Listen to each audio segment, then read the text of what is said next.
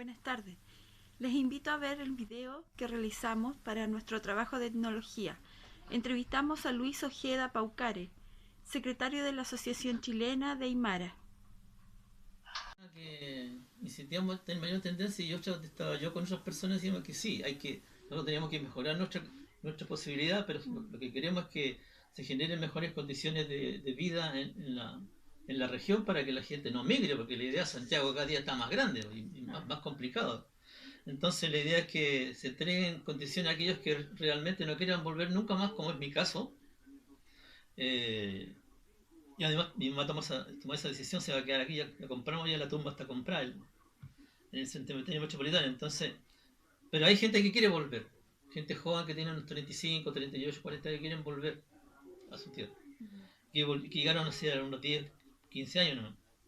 Entonces, si ellos quieren para allá, tienen que tener algunas condiciones, tienen que generarse condiciones en la región, y esperemos que con la regionalización se logre eso. No va a ser peor. Eso en términos generales respecto a la cosa sociopolítica y administrativa. ¿Ya? Ahora, la cosa que tiene que ver con que ojalá no se entienda como una folclorización, porque siempre nosotros dicen, cuando nosotros hacemos algunas actividades de carácter de bailes, de baile o de ceremonia, eso se folcloriza mucho. Y la verdad es que todo eso tiene atrás, tiene un sustrato que tiene que ver con las tradiciones y con la cosmovisión que tiene cada pueblo. Así como mucho se respeta cuando el cura hace su ceremonia en la iglesia, o que lo puede hacer en un momento determinado cuando hacen esas procesiones, Sí. siempre son bien respetadas. Entonces se canta, o sea, y nosotros también hacemos eso, pero no en las mismas condiciones, sino que en particular en el mundo andino, donde están los mundos, los quechua, los aymaras y otros pueblos y otros pueblitos, como son los atacameños también, que no es un pueblito, es un pueblo bastante grande. Entonces, nosotros tenemos una cosmovisión diferente desde el punto de vista, incluso ustedes han escuchado de la línea recta de la historia. ¿Ya? Aquí está el pasado, el presente y el futuro. ¿Ya? Nosotros no tenemos esa creencia. Nuestra situación es circular. En consecuencia de los viejos antiguos se habla de que nosotros no tenemos, solamente tenemos el presente y el pasado. El futuro no está. Porque no está nomás. Así sencillamente, aunque tú me digas que sí está, no está. Estamos viviendo el presente en este instante y futuro al mismo tiempo. ¿Ya? Porque cuando es holística, cuando es circular, tú lo único que ves tú es el pasado. Delante de ti está el pasado. Eso es lo que tú has vivido. Esa es la explicación que entrega la cosmovisión indígena andina. Y lo otro que para nosotros no existe, salvo los sincretismos, eh, no existe el infierno ni el cielo. Existe lo que existe nomás, aunque haya algunas cosas que se hablan más capacha, calcapacha, pero eso tiene que ver con los espíritus que están más arriba, la capacha donde tú estás viviendo, y el man capacha que está bajo los suelos. Pero lo que nosotros respetamos mucho, como te contaba la otra vez, que la gran mayoría de los pueblos que se generan en la ruralidad, en el campo, que están en la precordillera y en el altiplano, esos siempre están en un valle. Y el valle siempre está como abajo y está rodeado de muchos cerros. Cerros que son los Malcus y las Tallas. Porque para el mundo indígena, incluso para los mapuches, nosotros tenemos la dualidad o la cosa binaria, llamemos así. Entonces existe siempre el masculino y el femenino. Cuando yo hablo de el Malcu es cerro masculino y la talla, en realidad, porque decir que no es tan fácil hablar de verdad, es la mujer, cerro hembra y cerro. Y siempre eso está establecido, la geografía así lo dio y así lo estructuraron dogmáticamente, religiosamente nuestros antepasados. Siempre hay un más chico. Entonces, eso ahí están los cerros, se llaman los cerros tutelares, hacia donde viajan los espíritus cuando mueren. Ahí, en esos cerros están. Y esos cerros se preocupan de cuidar al pueblito que está ahí, esos seres queridos que están ahí. todo eso ha ido generando también una cosa vinculada sobre todo con la Iglesia Católica, que ahora los entierran de tal manera, tienen un cementerio, cosa que antes era otra forma de cómo se hacía. Claro. Y Es por eso que las ceremonias que hacen ustedes siempre son como en los cerros. generalmente siempre se hace a campo abierto. Ya. Siempre se hace a campo abierto y incluso, y ahí viene la otra parte, que cuando todas las actividades, cuando se hacen actividades de carácter alegórico, generando, suponte ya, para dando gracias a la Pachamama, que es normalmente el periodo del carnaval donde uno le agradece a la tierra. Bueno, tú sabes que dentro de la parte rural, para poder sobrevivir hay que sembrar. Hay que sembrar y hay que tener la semilla correspondiente y necesitamos mucho que el clima funcione bien. Entonces todo eso se hace una rogativa. Se hace una rogativa al aire libre fundamentalmente en el caso del mundo andino también con la hojita de la coca. La hojita de coca se tira ahí. Hay gente que está especializada en esa cosa y sabe leerla para el futuro, entre comillas. Ahí yo como soy ateo en realidad no creo mucho, pero bueno, son tradiciones que hay que respetar, así como también uno puede respetar a la Virgen María.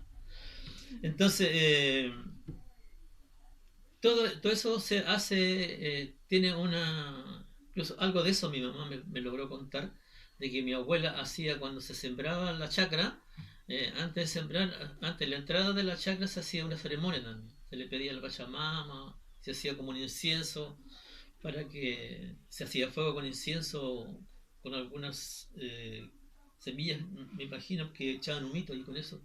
Ahí está el incienso con el humito que está, ahí va, esa es la relación que hay entre nuestras peticiones y que se dan siempre a la altura. No sé que siempre están las cosas buenas a la altura, no tengo tan claro yo.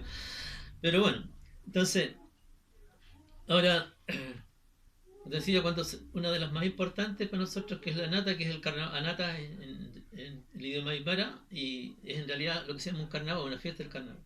Y ahí se celebraba y se sigue celebrando todavía, pero bajo otra modalidad, con la influencia de la Iglesia Católica, porque se celebran los patronos, pero antes no existían los santos, porque antes que el español no habían santos, ni santos tampoco. Y eso es lo que ha ido cambiando con el Sí, tiempo, lógico. con la globalización, con todo. No, eso viene de antes, los españoles. Los españoles Ya. llegaron con la espada y con la cruz. Ya, y desde ahí que se empezó Claro, de ahí a cambiar. mira, si en todos los pueblitos indígenas de cualquier parte, tú escuchás que de Chiloé hay Sí. una de las cosas que hay que rescatar, que son las iglesias que hicieron con teja, con madera, y ahora es una cosa así de carácter patrimonial. Claro. Pero todas son iglesias. Todas esas cosas se impusieron. Sí. O sea, no fue como nosotros decíamos, como estos últimos años han sido voluntariamente, alguna gente se va a la iglesia, se dice yo con la iglesia católica pero nada, ahora soy evangélico. O sea, eso ha sido una cosa voluntaria, pero antiguamente no fue voluntario. Claro. Nosotros llegamos, te pusimos, y aquí están, ustedes son nuestros esclavos ahora, y esto es lo que ustedes van a hacer, ya. Los dioses de ustedes no existen, este es el Dios que existe, ¿ya? Y eso es verdad, o sea, está escrito esas cosas, no hay nada nuevo respecto a eso. Entonces, pero a pesar de eso, las ceremonias se siguieron haciendo, algunas clandestinas y otras no tan clandestinas, porque después la Iglesia Católica fue entendiendo que eso era irremediable, de que no seguiría existiendo, ¿ya? Pero pesada sí, porque como te digo, en todos los pueblos, como muy chico que sea, hay una iglesia, una capilla, Sí. ¿ya? Hay todo, Sí. en todos los pueblos indígenas hay una capilla. E incluso son como algún orgullo, como va transmutando en la cultura de Y las se personas. encuentra siempre como en los centros de la. No necesariamente, porque hay lugares que son más grandecitos, tienen plaza, y al lado de la plaza está ahí. Está siempre en la iglesia. Pero otra, en el caso, por ejemplo, donde es mi mamá, que es Limaxiña, no es podría ser un vidorrio, un poblado, no tiene plaza. Ya. Pero la iglesia está en una pequeña altura. No está arriba de una altura, sino en una pequeña altura. Entonces, y ahí hay cosas que creo que en estos últimos años la cultura ha sido más que nada por convencimiento teológico, porque Claro. mis primos, ellos dicen que ellos cuidan la iglesia cuando hay problemas, cuando hubo un terremoto, el Estado ayudó, pero también ellos pusieron mucho porque son muy creyentes. Entonces, incluso ahora sí que yo nunca lo comento, ni lo escucho nomás, porque nosotros estamos haciendo patria aquí. Entonces ponen nosotros somos chilenos, ¿no? Aunque ellos ellos se autorreconocen así como indígenas, pero son chilenos, porque hay una situación peyorativa hacia los peruanos y hacia los bolivianos. Y eso tiene que ver con la educación formal, curricular que a ti te enseñan a ti. ¿Ya? Y me imagino que todos lo has visto y escuchado, y en carne propia a lo mejor viste, que de repente decían, llegaban los peruanos, cuando vino la primera migración. ¿Ya? Pero cuando llegaron los argentinos y las argentinas, que son bastante buenas, a los que llegaron, según lo que decía el gallo, el argentino que es chistoso, eh, nadie decía nada. Y cuando llegó una cantidad inmensa de españoles, cuando el país estuvo muy mal, no con la pensión que antes, nadie decía nada. Pero cuando llegaban y cuando llegaban los haitianos, pues peor, pues, llegaban los negros. Claro. ¿No? Entonces hay una situación así de carácter racista que mostró y desnudó lo que somos efectivamente una gran cantidad no menor de chilenos. ¿Ya? Entonces mis primos y otra gente en otros lados también tienen así, pero hay otra gente que no es así, porque sobre todo donde hay mayor cantidad de aymaras y quechua en Arica. Claro. Y ahí, tanto en Arica como en Iquique, que son además pueblos costeros, no son pueblos que están en el campo, sino que están en la costa. Son pueblos, son ciudades muy, muy turísticas porque esas aguas son tibias, entonces. Claro. Pero ahí la transhumancia sigue tanto. Antes bajaban las caravanas de llamas como mercadería, bajaban a esos sectores para hacer el intercambio, el trueque de aquellos años. Hoy día sigue con los camiones. Pues tú habrás escuchado que muchos camiones de Bolivia bajan a la Sofri y a Iquique, y en Arica pasa algo parecido. Entonces siempre van camiones para allá, pueden camiones para acá. Se sigue haciendo lo mismo, pero bajo otra mirada más técnica, ¿no? Claro. ¿Ya? Y nosotros, y sobre todo esas regiones, viven mucho de Bolivia y de Perú. O sea, entonces hay unas cuestiones que nosotros aquí, los santiaguinos, los buenos, ya. Pero no, es que también que no hay una mirada latinoamericana, porque hubo un periodo que cuando estaba Fray Padre no estaban incluidos todos los países, el pacto andino. ¿Ya? Eso significó una bonanza muy importante y creció Madeco, Mademsa, Anditela, todas esas empresas de carácter metalúrgico, porque a Chile le tocó la parte metalúrgica. Entonces, toda esa cosa, en ese proceso, los indígenas participaron porque ellos bajaron desde del altiplano y de la precordillera, bajaron para hacer un trabajo que era mucho más liviano en la ciudad. Primero partieron con el asunto del guano, las guaneras, después vino el asunto del salitre, y ahora está el asunto del cobre, Coyahuasi, Cerro Colorado. Y el litio ahora. Claro, el litio, pero el litio tiene que ver más que nada con los atacameños. Claro. ¿Ya? Entonces, una serie de situaciones que a ti te entregan una cantidad de trabajo un poco más liviano, pero tampoco tan bien remunerado. Y además son unos pocos. Y en general la gente que trabaja en las mineras, sobre todo en los puestos más altos o intermedios, no son de la zona, son de otros lados. Claro. Miren, no mandé que Santiago, incluso hay gente que un periodo estuvo. Yo tengo el que crió mi mamá, el cabro, un sobrino. Muchos van de aquí para allá. Sí, pues todos los días viajaban en avión, claro. Los ejecutivos. Y como están 15 días dentro. Claro, esos son los obreros, son los que trabajan ya en la mina probablemente tal. Claro. Porque ellos tienen lo que llaman un campamento. Claro. ¿Ya? Pero los ejecutivos o gente ingeniero viajan normalmente, les pagan en el avión todos los días. Pues, mi sobrino todos los días viajaba. Pero bueno, entonces lo que nosotros hacemos acá son, no te digo, rescatando nuestra identidad. Te explicaba que ahora hay como seis organizaciones indígenas andinas que están institucionalizadas atrás de la CONADI, y hay una que está en Cajamarca, que está en el cerro Pucara de Chena. Ya. Ahí hay un cerro grande que se hace. Chena de San Bernardo. Correcto. Ahí hay un Pucara, y ahí hacen sus ceremonias correspondientes, las que te hablaba hace poco. Nosotros lo hacemos en el cerro Santa Lucía o el cerro Huelén. ¿Ya? Porque ahí nosotros partimos en Santiago, y la primera actividad que hicimos de carácter religioso fue ahí en ese. Yeah. Y cuando tú vas a una, tienes que quedarte ahí. Otra agrupación que es el Curmi, la hace en el Cerro Blanco. Yeah. ¿Ya? Junto con otro grupo también, otro grupo que se llama Guatiri, también está en el Cerro Blanco. Eso.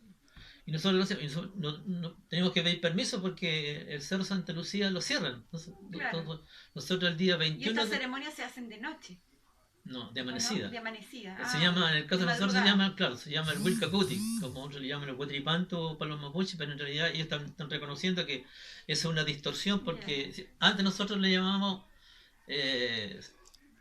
le llamamos el Machacmara, que es el Año Nuevo. Entonces era como trasladar el Año Nuevo no indígena, ¿Sí? europeo, ya por el calendario gregoriano Claro. del Año Nuevo. Entonces se dijo Machacmara, Año Nuevo. Pero nosotros, en realidad los indígenas nunca celebran Año Nuevo, sino que nunca hubo Año Nuevo, sino que bueno, no había un calendario, sino que había, entre comillas, un calendario agrícola. Claro. Y hay un ciclo determinado, que son, por las cosechas. claro, son los solsticios y los equinoccios. Ya, entonces solsticio de invierno, que es el 21 de julio, cuando el sol está lo más lejos, pero empieza a volver. Ya. Entonces nosotros le decimos el Wilcacuti, que es en realidad lo que era antiguamente, que se empezó a borrar, porque todo esto, como te digo, todo esto se mezcla con la cosa que tiene que ver con la nueva sociedad de estructura y con la ay, con la con lo predominante de las culturas fundamentalmente europeas y judeo-cristianas. ¿Ya? Porque el 25 de diciembre nace el niño Jesús. Eso no tiene nada que ver con nosotros los indígenas de América Latina. No tiene que ver con nosotros. Pero eso es lo que se impuso. Y eso es lo que hay y eso es lo que se respeta. Sin lugar a duda. Entonces, para nosotros el Wilcacuti, para los quechua el Inti Raymi, para los mapuches ya se retomó el Guiñol Tripante. O sea, la vuelta del sol. Y ahí, en ese día, cuando recién están apareciendo los primeros rayos del sur, aunque esté nublado, se hace igual, porque igual aparece el sol, viene, irremediablemente viene. Entonces ahí se hace una ceremonia de agradecimiento, y se le pide a la Pachamama que lo que viene, se le agradece por lo que pasó, y se le pide por lo que viene, que bueno, que sobre todo las cosechas sean más beneficiosas. En el caso de nosotros, en la ciudad, nosotros no pedimos eso, porque nosotros no nos sembramos, pero sí tenemos trabajo, que nos vaya en nuestro trabajo, que todas esas cosas de beneficios de carácter económico, y también de salud. ¿Ya? Entonces, eso es lo que esa, llamémosle una cierta modalidad que cambia, porque ya nosotros, los que viven en la ciudad, no vamos al campo, salvo aquellos que son temporeros en un momento determinado, que son los menos. Así que eso es lo que una de las más importantes. Y la otra que también es importante, que tiene que ver con la huilancha, que tiene que ver con la sangre. Ahí se sacrifica un animal, eso sí, se hace en el campo, se sacrifica un llamito. Un llamito se hace también en un cerro y ¿cómo se hace con los corderos? En diferentes partes se corta el cocote y uno se lo come al palo después aquí. Ahí se utiliza eso y la sangre la toma una persona que sabe esas cosas y da gracias a la Pachamama y se tira los 4 puntos cardinales en la sangre, así, de esta manera, no así. De esta manera, cosa que las cosas malas, los espíritus malos se fueran. Claro, para que se vayan así. Cuando tú así también hacías una cosa así, masaje, para cosas así, no hacia adentro, sino que hacia afuera. Entonces, todas esas cosas, eso también, y ahí por eso se llama huilancha, que es un agradecimiento con sangre. Y ahí uno también vuelve a agradecer y se le hace un pago a la Pachamama. Entonces tú llevas tus mejores cosas, en el caso de la gente que vive en el campo, le entrega los mejores frutos que tiene, pues. Lo entrega ahí, hace lo que se llama una mesa. Eso es lo que me he dado cuenta, que comparten mucho las comidas, bueno, en general, como llamémoslo así, más religioso, que como esos eran comunidades, todos conocidos como, llamémoslo así, como una familia grande, que tú cuando invitas a tu casa, tus abuelos de los abuelos de los abuelos están vivos, invita al papá, al hermano. Es lo mismo, lo único que las modalidades son otras nomás. Y la finalidad es otra, no solamente un evento de entretención y pasarlo bien, pero igual se pasa bien en una ceremonia de ese tipo, sobre todo cuando se hace en la ruralidad. Ahora nosotros también tratamos de hacerlo porque una de las pocas veces que nos juntamos todos, o casi todos, entonces lo hacemos, pero aquí en la ciudad es más difícil hacerlo porque si eso hay que hacerlo, no importa el día que caiga, sea el 21 el día miércoles, se hace el día miércoles el 21 y la gente se va a trabajar de ahí. Claro. Aquellos que podemos faltar al trabajo, vamos a nuestras días, hacemos un almuerzo. ¿Ya? Ahora en el campo no, porque en el campo tú puedes dejar de trabajar y hacer la ceremonia correspondiente y puedes estar 2 o 3 días sin trabajar, después tenés que recuperar el trabajo. No, claro. No soy apatronado, no depende de una persona que te diga. Algunas personas sí tienen y que se dan a conocer y piden, al jefe le piden permiso y algunos jefes entienden y se lo dan, ¿no? Pero algunas personas que no quieren que, porque acá le puedo decir, oye, y todavía esas cosas tan antiguas, entonces ya estamos en el siglo XXI. Ahí es donde se empiezan a perder como un poco la... Claro, se desdibuja. Ahora es una cosa, digamos así, tú no puedes parar esa cosa, ¿no? Es una cosa que va a depender de las personas que vayan... que a lo mejor eso puede, a la larga o a la corta, puede eventualmente desaparecer ese tipo de actividad bajo esa mirada que estamos haciendo nosotros. Pero a lo mejor se puede tirar hacia adentro, sobre todo si tú sigues estando en las ciudades. Y cada día las ciudades son mucho más cosmopolitas y mucho más con muchos más habitantes, ¿ya?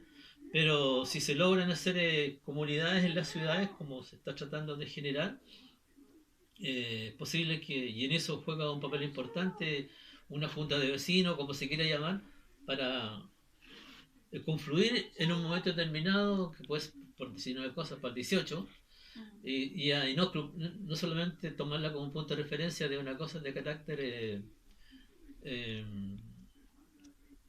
militar, ¿ya? Sino que una cosa de convivencia comunitaria, y que donde se incluye esa gesta correspondiente, porque hay una cosa cuando uno de repente dice, pucha, que la violencia no, y nosotros nos emancipamos de los españoles con la violencia, no hubo otro elemento de por medio.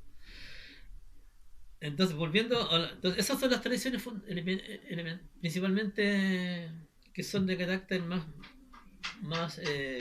masificada, o sea, masificada dentro del mundo andino, que no somos muchos tampoco los que estamos, porque mucha gente no quiere, sencillamente ya no, como que se olvidó. ¿Usted sabe cuántas personas aymaras hay en Chile en este momento?